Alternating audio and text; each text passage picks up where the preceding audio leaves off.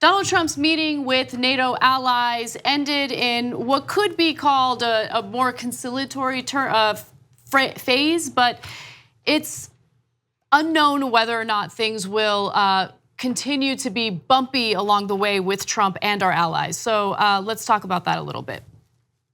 Following Donald Trump's meeting with NATO allies, he decided to have an impromptu press conference where he made all sorts of accusations toward the allies, but more importantly, claimed to have achieved this ambitious goal of getting the allies to pay more for NATO. Now, he had said, and we gave him credit for, that our NATO allies had promised to pay 2% of their gross domestic product for NATO, and they hadn't done that yet. Well, it turns out that they had promised to do that by the time we reach 2024, but nonetheless, we got it. NATO allies should pay more. Now he's claiming to have moved the goalposts and that the NATO allies have agreed to things that they have not agreed to. So in this impromptu news conference, Trump declared that it was unnecessary for the US to withdraw from the North Atlantic Treaty Organization after telling allied leaders that morning that if they didn't immediately meet the 2% goal, I'll do my own thing. Okay. Okay, I mean, I know broken record, but it's true.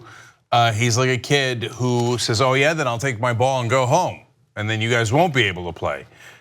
I'll do my own thing.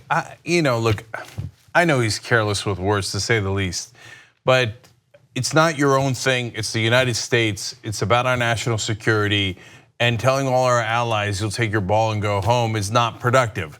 And your constant stupid yo-yo strategy of Germans are working with the Russians, it's unacceptable. You got to get to 2%. The next day, 4%. Otherwise, I take my ball and go home. I'll do my own thing, right?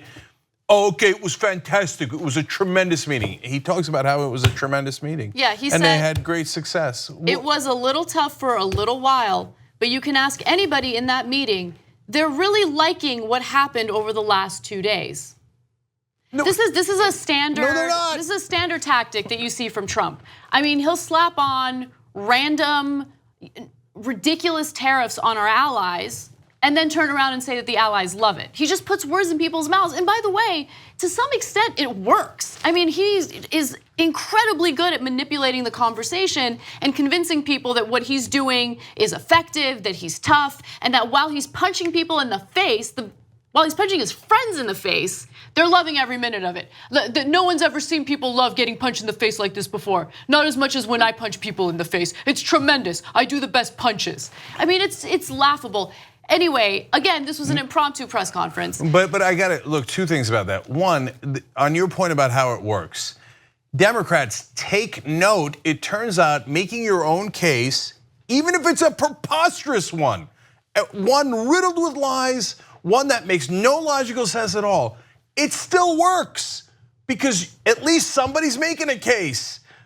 Democrats are like, no, I got it. Oh my God, we're scared about the Republicans in these 5 Democratic seats that are up for re-election that are in red states. We're so scared. Maybe those senators should vote for Kavanaugh and make the Republican case for them. No, make your own case and it might actually work. And by the way, you have the advantage of being right on most of these issues. And more importantly, having the American people agree with you on almost all the issues. Meanwhile, this buffoon goes out and goes, oh, we had a tremendous meeting. Ask anyone involved. They did ask people involved. They didn't think it was tremendous. They thought it was borderline disastrous, right? Yeah. But he says it, and 40% of the country goes, oh, but it must have been a tremendous meeting. So just to give you a little bit more of that messaging, here he is during that impromptu press conference talking about how these meetings went and what he allegedly accomplished. And tremendous progress has been made. Everyone's agreed to substantially up their commitment. They're going to up it at levels that they've never thought of before. Prior to last year, where I attended my first meeting, it was going down. The amount of money being spent by countries was going down and down very substantially, and now it's going up very substantially, and commitments were made. Only 5 of 29 countries were making their commitment, and that's now changed. The commitment was at 2%. Ultimately, that'll be going up quite a bit higher than that. Okay. Nobody agreed to have it go up higher than 2%. No one agreed. And I'll give you statements from Macron and other leaders that said, no, we agreed during the Obama administration to increase the spending to 2% by 2024. We plan on doing that. We will continue doing that. And by the way, Trump keeps talking about how I'm the tough guy. I'm the one who convinced our allies to agree to spend more. No. And if you don't believe me, you don't have to believe me. You can watch it for yourself. Here is Obama urging NATO allies to spend more to fund NATO. And as your ally and as your friend, let me say that we'll be more secure when every NATO member, including Canada, contributes its full share to our common security. The problem is he didn't say it in a stupid way, so it wasn't entertaining. It was just dull when he asked for the 2%. So when Trump comes in and goes, what the Germans are doing is very unfair, trying to do an energy deal with Russia like I was trying to do a little bit ago, very unfair. Then people pay attention and oh my God, maybe there's gonna be a 2x4, etc. What was incredible about Trump's press conference was that he kept looking down at his notes. Which indicates that he prepared somewhat for that press conference and he still sounded like an idiot. Yeah, well that's not surprising. I guess, but I mean, wow. Yeah. Can I note the irony or the interesting situation that we have found ourselves in, where the Americans and the rest of the world, to some degree, are asking the Germans to spend more on their military? 2 easy ways to follow the Young Turks. One is hit the subscribe button down below, then you're a TYT subscriber. And second is ring the bell.